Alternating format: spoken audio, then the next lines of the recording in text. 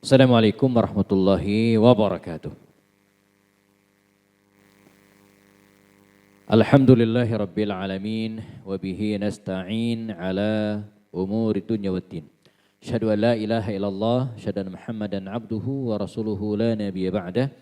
Allahumma salli ala hadzal nabiyil karim wa ala alihi wa sahbihi ajma'in. Rabbi shrah li sadri wa yassir li amri wahlul 'uqdatam min lisani yafqahu qawli. Baik, teman-teman sekalian, para karyawan dan karyawati, owner, CEO Rumah Sakit Ummi di acara Kalam. Apa itu singkatannya? Kajian malam. Kajian keislaman, ya, bukan kajian malam bukannya. Di kajian keislaman yang dilaksanakan rutin selama setiap bulan. Setiap awal atau akhir bulan? Tengah-tengah ya. Kirain awal bulan pas gajian enggak ya? Oh baru gajian, Masya Allah. Oh gajian akhir bulan ya? Alhamdulillah, pantas wajahnya agak cerah ya. Nah, apalagi ibu-ibu yang di sana wajahnya lebih cerah karena dekat lampu. Ya. Di acara kajian keislaman, insya Allah nanti acara kita berlangsung sampai nanti 4:30 tadi ya. 4:30 ya. Iya jam 3. Yang lain yang sanggup sampai 4:30 silakan ya. Saya jam 3 pulang ya. Oke baik. Bersyukur sekali ya pada siang hari ini saya bisa hadir di undangan acara kajian keislaman pada hari ini.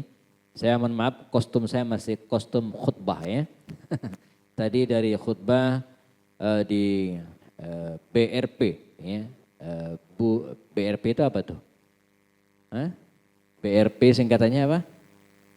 Bogor Raya Permai ya, Bogor Country ya, Bogor Raya Permai. Jadi saya langsung kemari ya, sebab kalau pulang dulu muter, ya, bisa-bisa nyampe sini jamaah udah bubar ya. Maka saya langsung ke mari alhamdulillah. Ini minumannya udah datang, biasanya minum yang terakhir biasanya ya. Ada 2 jam. 2 jam, oh 2 jam ya minumannya ya. Ini maksudnya kalau ini 2, ini 1 ini ya. Oke baik, momentumnya Maulid ya. Dan hari ini kita masih berada di bulan Maulid, bulan Rabiul Awal. Tanggal berapa sekarang? Ya. Jangan bilang tanggal 27 ya. Saya tahu kalau itu. Tanggal berapa Rabiul Awal? Nyontek dulu kayaknya di handphonenya, googling dulu ya. Tanya Google, tanggal Hijriah hari ini langsung keluar tuh. Nanti diusulkan di ownernya Rumah Sakit Ummi ya, supaya gajian berdasarkan penanggalan Hijriah saja. Setuju nggak? Hah? Lebih cepat. Lebih cepat mau tahu nih. Iya, supaya kita ingat terus. Ya. Kalau enggak ingat nih tanggal berapa sekarang gitu ya. Tapi kalau gajiannya setiap bulan Hijriah, wah insya Allah ya, nguntungin teman-teman karyawan. Ya, karena usia penanggalan Hijriah itu ya maksimal tanggal 30. Jadi enggak ada yang 31 ya, malah banyak yang 29. Betul enggak? Ya, 29, 30, 29, 30. Jadi masa kerjanya lebih sedikit insya Allah ya. Untung 11 hari per tahun, saya udah hitung. Ya. Udah ketemu tanggal berapa sekarang? Nah loh ada yang 23, 24. Ini beda handphone, ini providernya apa? Tanggal 23 atau 24? Di saya malah 21. Iya ya, kita sederhana ngitungnya. Tanggal 16 bulan lalu itu tanggal 12. Ya, tanggal 16-nya bulan September lalu tanggal 12. Berarti ya, kalau sekarang tanggal 27, tinggal dikurangin tuh. Ya. Jadi Senin ketemu Senin lalu 16 tambah 7, 23. Betul. 12 tambah 7, 19. Berarti 19-nya hari Senin, 20-nya Selasa, Rabu 21, Kamis 23, hari ini tanggal 24. Kira-kira tanggal 23 atau 24 bulan Rabiul Awal. Masih masuk bulan Rabiul Awal. Ya. Nanti tanggal 5 Oktober saya diundang lagi. Masih peringatan Maulid Nabi ya. Jadi di Indonesia peringatan Maulid Nabi itu enggak mesti di tanggal 12-nya. Ya, karena yang penting bukan tanggalnya. Ini bukan kayak gajian bukan ya. Enggak mesti pas tanggalnya enggak ya. Tapi spiritnya. ya, tetapi keteladanannya, tetapi momentum dari Maulid Rasulullah SAW itu yang kemudian harus kita ambil hikmahnya ya. Baik, teman-teman sekalian rahimakumullah. Ya tentu saja ya di antara tujuan kita melaksanakan peringatan Maulid Nabi atau kajian keislaman yang kita rutinkan selama ini ya. Tujuannya agar kita lebih peduli ya, lebih ngeh kalau bahasa gaulnya ya dengan Rasulullah SAW. Lebih kenal. Nah, tadi disebutkan tak kenal maka ta'aruf ya. Inilah tujuan kita ya, memperingati Maulid Nabi, melaksanakan kajian sirah an-nabawiyah, sejarah Rasulullah, mengenal Rasulullah SAW ya. Agar apa? Agar kita kenal. Ya. Sudah kenal dengan Rasulullah? Sudah. Sudah? Insya Allah ya. Kak, di mana kenalannya? Biasanya kalau kita kenalan itu ya dimulai dari membacakan atau mengenal kurikulum vitae. Saya nggak tahu tuh dapat dari mana tuh kurikulum vitae saya tadi gitu ya. Searching Google jangan-jangan ya. Ya alhamdulillah tepat ya. Jadi istri memang saya ambangin nggak disebutkan ya. Karena kalau disebutkan bisa heboh ya. Nggak juga sih. Jadi cara kita mengenal seseorang itu ya dimulai dari biodata singkat. Kurikulum vitae. Ya. Kurikulum vitae itu apa aja? Pertama, nama. Terus apa lagi? Tepat tanggal lahir tadi ya. Nah, ada ingat tanggal lahir saya berapa tadi? Pak Ustadz. Tanggal berapa? 5 November. Was 5 November. Sama kayak saya Pak Ustadz. Oh sama. 5 November. Bentar lagi ya kita ulang tahunnya. Saya tidak menerima karangan bunga ya. Jadi tempat, nama, tempat tanggal lahir, terus apa lagi?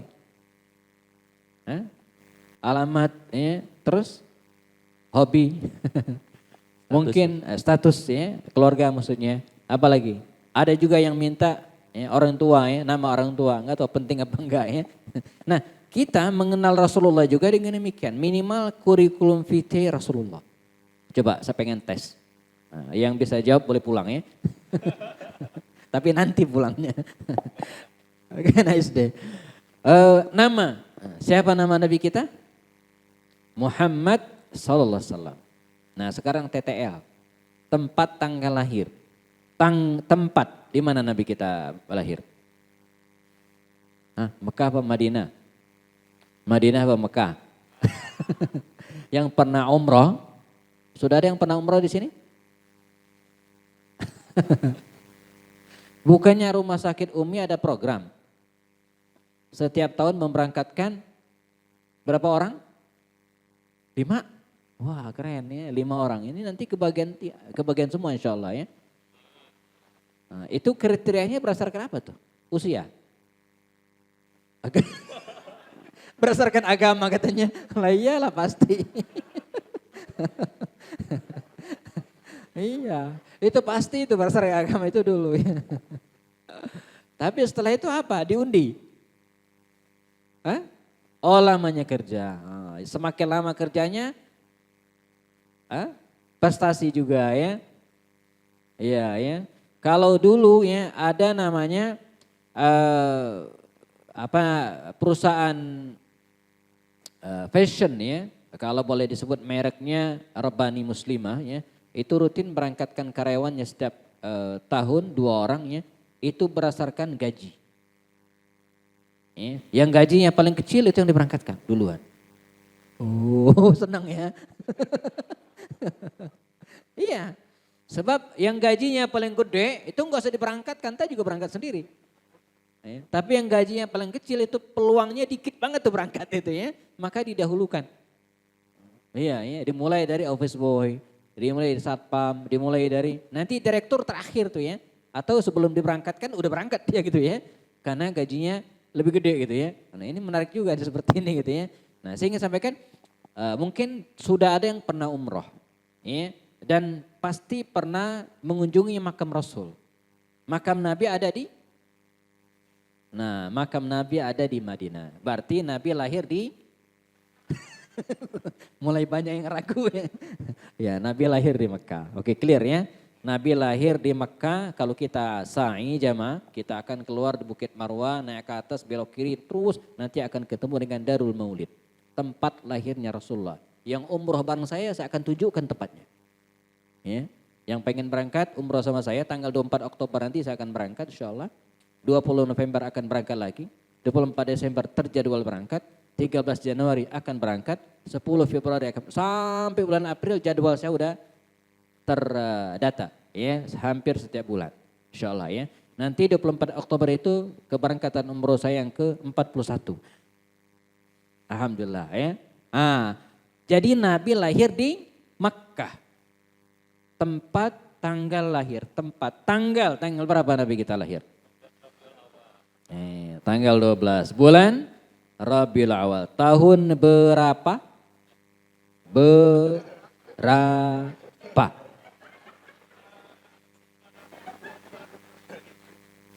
Saya tanya tahun berapa gajah katanya. Kan pertanyaannya berapa? Itu jawabannya angka itu ya. Bukan nama hewan. Kalau hewan apa iya? Mulai banyak yang googling nih nanya. Ketahuan ya. Ya, tahun berapa Nabi kita lahir? 571 Masehi. Kira-kira lucu enggak? Tanggalnya 12 Rabiul Awal, tahunnya Masehi. Seperti sekarang, tanggal berapa? 24 Rabiul Awal tahun 2024. Ya bener sih, bener ya. Tapi kan enggak matching ya, kalau warna itu ya, enggak pas. Masa tanggal bulannya Hijriah, tahunnya Masehi. Nah, yang benar adalah seperti sekarang 24 Rabiul Awal tahun 1446 Hijriah. Nah, berarti Nabi lahir tanggal 12 bulan Rabiul Awal tahun berapa? Wah, ini katanya kenal Rasulullah. Tempat tanggal lahir Rasulullah aja belum tahu gitu ya. Ada yang ketemu? Googlingnya ini cepat-cepatan pakai provider yang sini yang paling cepat apa? Indosat, Telkomsel. Tri, wah, mana yang pakai kartu Tri? Udah ketemu belum? Tahun berapa Nabi kita lahir? Jangan lihat Instagram saya, pasti ada. Saya bikin Instagram namanya Kajian Sirah. Itu bicara tentang sejarah Rasulullah. Di antaranya adalah yang sekarang. Udah ketemu angkanya? Tanggal berapa Nabi kita lahir? Bulan berapa? Maaf, tahun berapa? Tanggal 12, minimal pulang dari sini teman-teman kenal Rasulullah minimal ini ya. Kita baru urusan tanggal lahirnya, belum urusan keluarganya, ayahnya. Ayah Nabi siapa? Abdullah, ibunya Aminah. Ayahnya Abdullah, ibunya Aminah. Kakeknya Abdul Muttalib, neneknya. Nah, kan ada ayah, ada ibu, kan ada kakek, kan ada nenek juga dong. Masa orang gak punya nenek? Gak ada lagunya. Gak ada lagunya, sehingga gak hafal ya. Jadi kakeknya Abdullah itu doang ya. Ya, neneknya Fatimah binti Amr. Dalam kitab Sirah Ibnu Hisham dikatakan. Nah, jadi kurikulum fikih Rasulullah minimal banget kita harus tahu. Ya. Putra putrinya. Jangan-jangan hari ini kita masih ragu. Aisyah itu putrinya atau istrinya? Aisyah putri atau istri Rasulullah? Istri Rasulullah ya, Aisyah binti Abu Bakar. Kalau Fatimah, apanya Rasulullah? Istri atau anaknya? Anaknya. Kalau Zainab, apanya Rasul? Zainab apanya Nabi? Ya tergantung, Zainab binti siapa dulu? Kalau Zainab binti Rasulullah, ya putrinya. Kalau Zainab binti Jahash, ya istrinya. Kalau Zainab binti Ali, cucunya. Jadi tergantung Zainab binti siapa. Bahkan ada dua istri Nabi yang namanya Zainab. Zainab binti Khuzaimah dan Zainab binti Jahash. Jadi nama Zainab ini bagi bangsa Arab kala itu ya seperti nama neneng di Bogor. Hampir setiap perumahan ada orang yang namanya neneng. Ya. Atau kalau di Sunda apa lagi? Asep. Nah, Asep ya. Kalau ya Agus, kalau di Jawa Agus ya. Itu hampir setiap kantor ada orang yang namanya Agus. Ya. Ada ya. Berapa orang Agus di sini ya. Dulu saya punya teman ya, ketua KPOD Kota Bogor. Namanya Pak Agus Teguh. Agus Teguh namanya. Dia bikin grup WhatsApp Agus Bersaudara. Isinya hampir 100 orang. Yang namanya Agus boleh gabung. Mulai direktur sampai ke tukang sapu. Ya. Dan rata-rata yang namanya Agus lahir di bulan Agustus. Benar, di sini anak Agus. Ya, berarti kalau enggak dia ngeprank berarti ya. Nah, jadi nama Zainab itu pasaran, dipakai. Poin saya apa? Jadi kita melaksanakan kajian keislaman seperti ini dengan tema Maulid Nabi atau Syirat Nabawiyah, tujuannya apa? Agar kita kenal Rasulullah. Tak kenal maka tak sayang. Ta'aruf. Bagaimana mungkin kita bisa menyayangi Rasulullah? Kalau kata orang Betawi itu ya, kenal aja kagak. Ya, kan semakin kenal kita akan semakin sayang kita. Akan semakin cinta kita. Ya. Karena kenal itu akan membuat kita semakin sayang kepada seseorang. Satu. Nah yang kedua ya, mengapa kita melaksanakan kajian keislaman seperti ini? Nanti kita akan tiba pada perubahan hidup kita ya.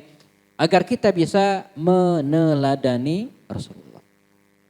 Laqad kana lakum fi Rasulillahi uswatun hasanah. Ya. Sungguh kata Allah, bagi kalian pada diri Rasul itu ada uswah. Uswatun hasanah, ada teladan. Nabi kita itu teman-teman, usianya pendek. Ada yang tahu berapa usia Rasul ketika wafat?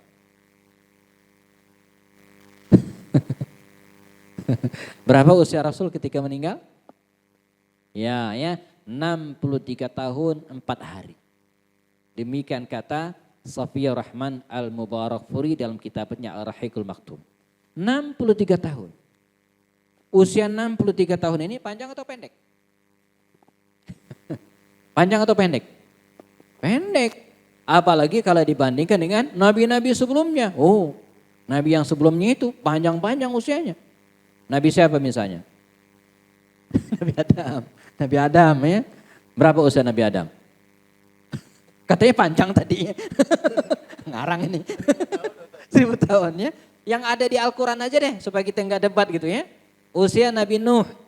Ya. Usia Nabi Nuh itu teman-teman disebutkan dalam Al-Quran surat Al-Ankabut ayat 14. Di Quran saya sebelah kanan pojok bagian bawah. Kata Ustadz Adi Hidayat. Dalam surat Al-Ankabut ayat 14 Allah berfirman. Walaqad arsalna Nuhan ila qaumihi falabitha fihim alfasanatin illa khamsina ama. Kami utus Nuh kepada kaumnya kata Allah. Dan dia menetap, tinggal, berdakwah di tengah kaumnya itu selama alfasanatin, 1000 tahun kurang 50. Berapa bu? 1000 kurang 50. Nah, ibu-ibu ketika disuruh ngitung duit cepat banget. 950 tahun. Kata orang Medan lama kali bang. Enggak tahu itu ya, awet muda atau awet tua tuh Nabi Nuh ya. 950 tahun, itu lamanya berdakwah. Usia aslinya bisa lebih dari itu kan, gak mungkin orang lahir langsung dakwah kan, gak mungkin. Ya, bisa lebih 1000. Demikian juga nabi-nabi yang lainnya, panjang usia Nabi Adam, tadi disebutkan 1000 katanya 1000. Ya, Nabi siapa lagi? Nabi Ibrahim yang 750 tahunan gitu ya. Saya kemarin ke Yordania, berpulang 3 hari yang lalu, kami kunjungan ke Gua Ashabul Kahf. Saya 3 hari yang lalu baru balik dari Yordania, Aqsa dan Mesir. Kami tur 3 negara. Nah di Yordania itu ya ada Gua Ashabul Kahfi. Tempat 7 pemuda tidur di situ. Ya, berapa lama mereka tidur? Ini ada di Al-Quran, jangan ngarang. Kalau Nabi Adam tadi nggak ada, dia boleh ngarang gitu ya. Tapi Ashabul Kahfi, 7 pemuda yang tidur itu ada di Al-Quran angkanya. Berapa? Nah ini ketahuan nih, jarang baca surat Al-Kahfi ini ya. Hah? 309 tahun. Ya, ada 2 penjelasan. Al-Quran mengatakan mereka tinggal itu selama ya salasumi'ati sinina wazdadu tis'a. Nah, ini redaksi Al-Quran. Ya. Mereka tinggal selama salasumi'ati sinin 300 tahun wazdadu tis'a ditambah 9. Artinya apa? 300 tahun dalam hitungan Masehi, 309 tahun dalam hitungan Hijriah. Nah, jadi Allah sengaja ngajarin kita matematika dan ilmu falak. Jadi mereka tidur kalau hitung dengan Masehi 300 tahun. Tapi kalau dalam hitungan Hijriah, Qamariyah gitu kan, maka ada perbedaan 9 tahun. Poinnya apa? Tidurnya aja 300 tahun. Itu tidur doang gitu kan. Ya.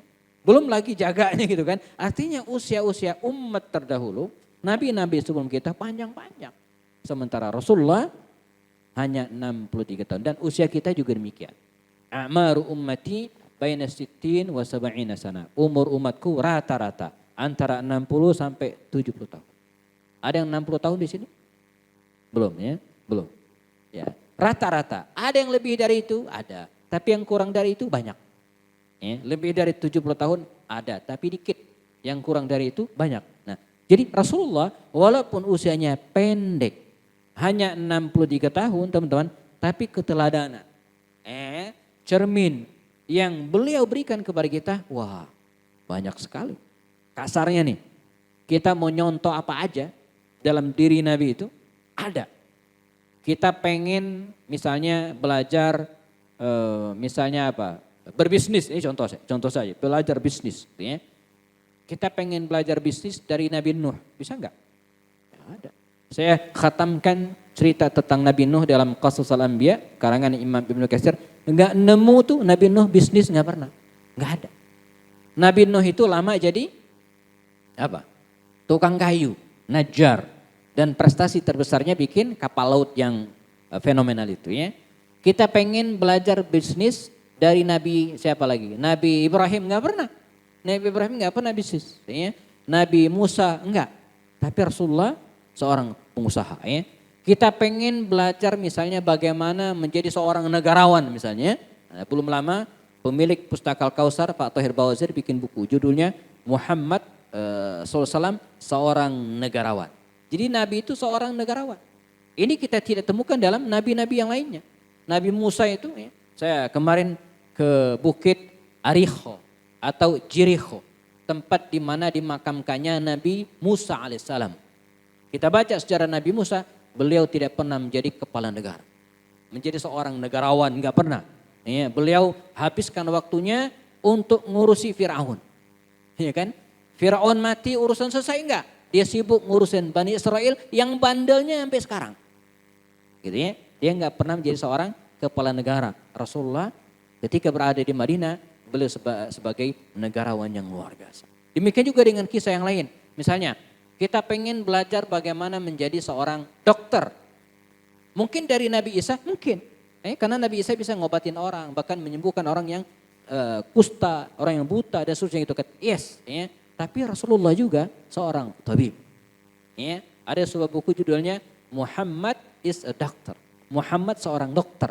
Bahkan hari ini ada istilah apa? Al-Tibbun Nabawi. Ya, pernah dengar istilah ini? Tibb an-Nabawi, pengobatan ala Nabi, gitu kan? Ya, tata cara hidup sehat ala Rasulullah. Jadi Nabi juga menguasai ilmu kedokteran. Tentu jangan dibandingkan dengan ilmu kedokteran hari ini.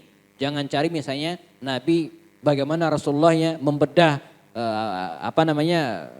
sesar ya nggak ada gitu kan. Itu kan kemajuan teknologi. Tapi hal-hal yang dasar tentang bagaimana kita menjaga kesehatan kita temukan dalam sejarah Rasulullah. Jadi Nabi ini jamaah walaupun usianya pendek tapi beliau memberikan keteladanan dalam diri kita, dalam diri beliau kepada kita dalam semua aspek kehidupan. Termasuk misalnya bagaimana mengatur keluarga.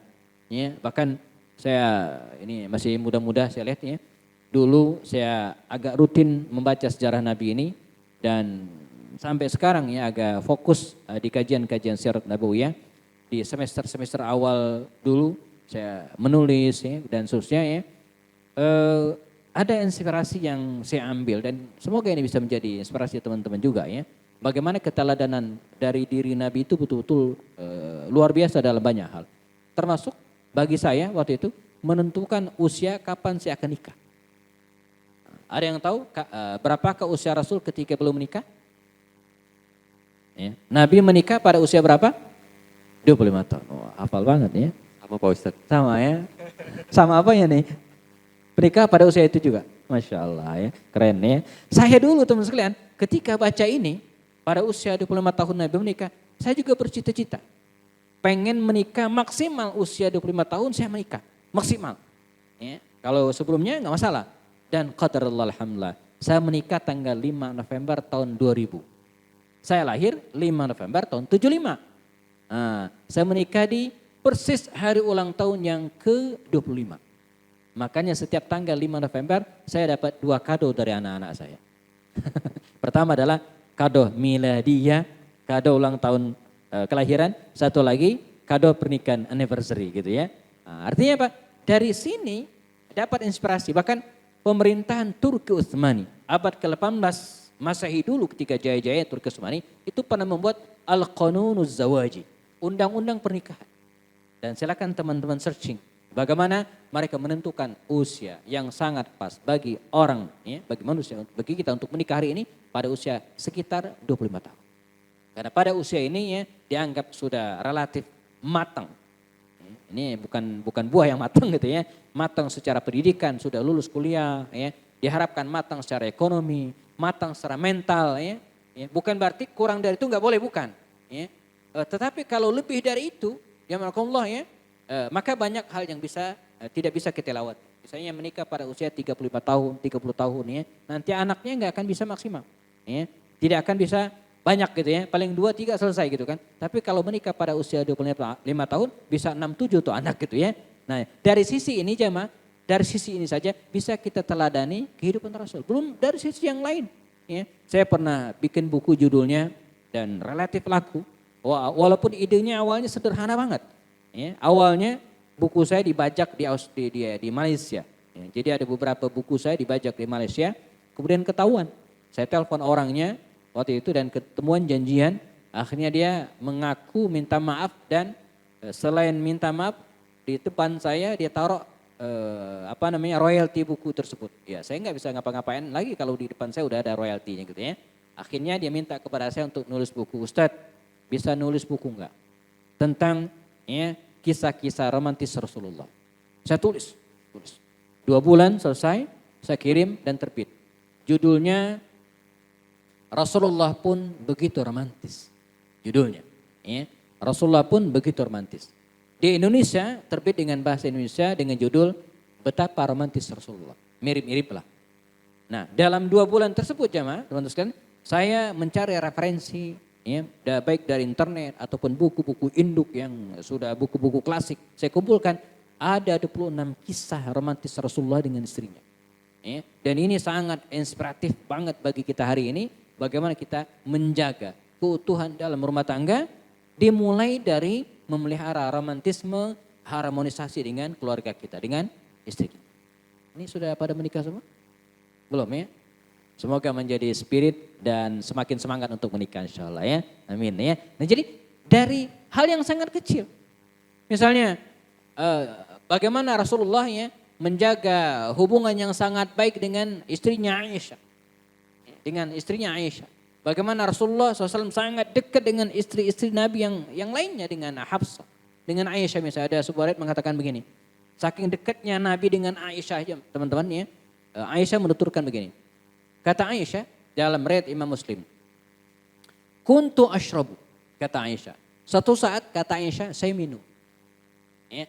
Fatanawalahun nabiyyu, lalu Nabi mengambil wadah. Ya, kalau sekarang mungkin gelas gitu ya, wadah tempat saya minum tersebut, fatana walahun nabi, ya, wa wada'a fahu, lalu beliau meletakkan bibirnya fi maudhi'i, di mana saya meletakkan bibir saya. Kalau boleh praktikkan begini, kata Aisyah, saya minum. Lalu Rasulullah mengambil wadah minum tadi itu, diambil Rasulullah. Nah, Nabi tidak hanya minum di gelas, di tempat wadah yang diminum digunakan Aisyah, tapi Nabi meletakkan bibirnya di mana Aisyah meletakkan bibirnya. Misalnya Aisyah meletakkan bibirnya sini, maka Nabi minum. Kalau Nabi haus, Nabi minum lagi. Ini pas ustadznya emang haus ya.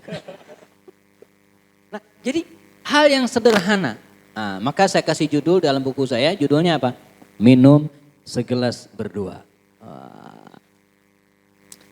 Yang di rumah sering seperti ini, minum segelas berdua dengan suami atau dengan sering.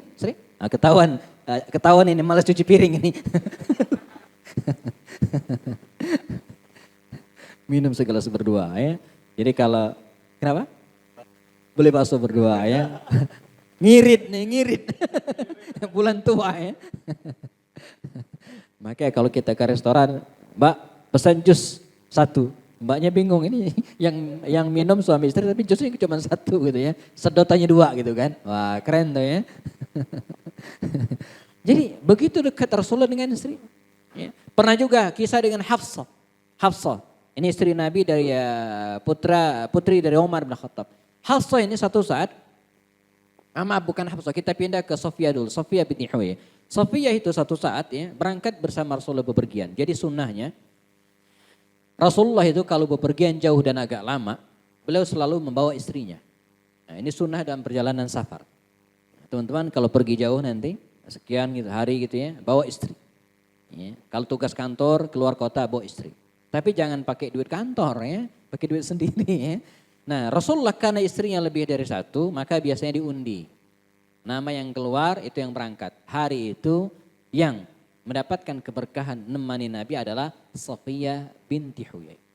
Istri Rasul dari putri seorang Huyai bin Akhtab, seorang Yahudi. Nah ketika akan berangkat, Nabi kan punya unta, putih. Ya, unta Nabi itu besar putih namanya Al-Qaswa. Ini salah satu nama jenis unta. Jadi Nabi biasa menamakan ya, untanya itu dengan nama-nama tertentu. Ya, di antara adalah Al-Qaswa. Ya. Nah besar tinggi putih unta Rasul ini, Safiyah ini ya, naik ke atas unta ini dan sulit karena tinggi. Maka Rasulullah teman-temannya menjulurkan lututnya begini kira-kira dijulurkan seperti ini. Safiyah itu naik ke sini dan Nabi memegang tangan Aisyah dan tangan Safiyah. Bukan. Teman-teman bayangin. Ya, begitu romantis Rasulullah.